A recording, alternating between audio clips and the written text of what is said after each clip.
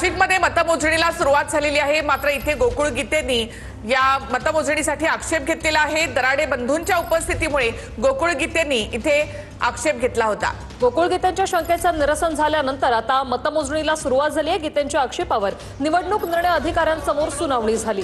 सुनावणी पार पडल्यानंतर नाशिकमध्ये आता मतमोजणीला सुरुवात झाली आहे। जवळपास 1 तासानंतर नाशिकमध्ये मतमोजणीला सुरुवात झाली आहे।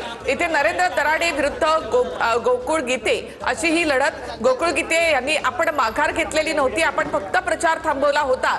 कार्यकर्त्यांनी प्रचार केला त्यामुळे मी जिंकणार असा विश्वास गोकुळ गीतेंनी व्यक्त केलेला आहे। निवडणूक सुरू झाल्यापासूनच या संपूर्ण विधान परिषद निवडणुकांमध्ये नाशिकमधल्या याच जागेवरून मोठा ट्विस्ट निर्माण झालेला होता।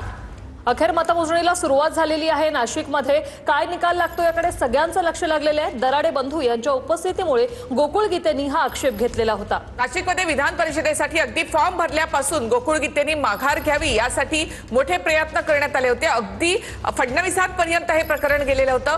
त्यानंतर गिरीश महाजन आणि दादा भुसे त्याचबरोबर उदय सामंत यांनी या सगळ्यामध्ये मध्यस्थी केली। स्वतः एकनाथ शिंदे देखील गोकुळ गीते यांच्याशी बोलले होते आणि गोकुळ गीतेंनी आपण आपला प्रचार थांबवतो असं म्हटलेलं होतं। मात्र कुठेही आपण आपली मतं दराडेंना द्या असं म्हटलं नव्हतं। दोघेही मतमोजणी केंद्रामध्ये दाखल होते।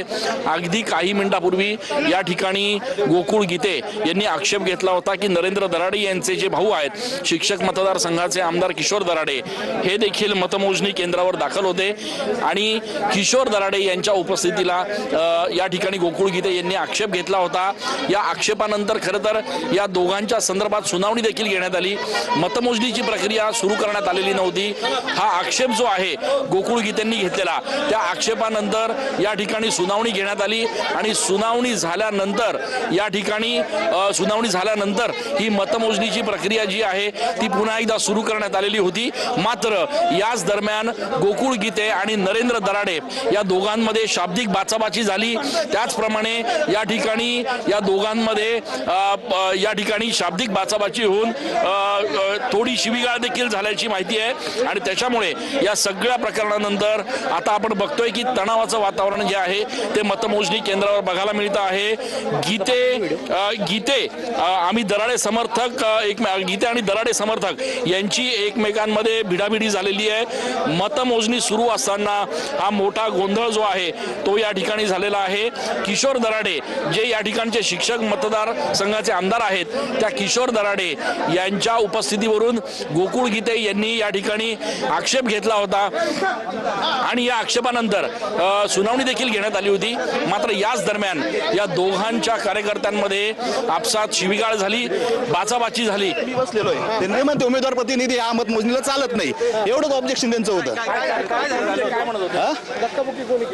दराडे कंपनीने केली, दराडे फॅमिलीने स्वतः आमदार महोदय होते किशोर भाऊ दराडे।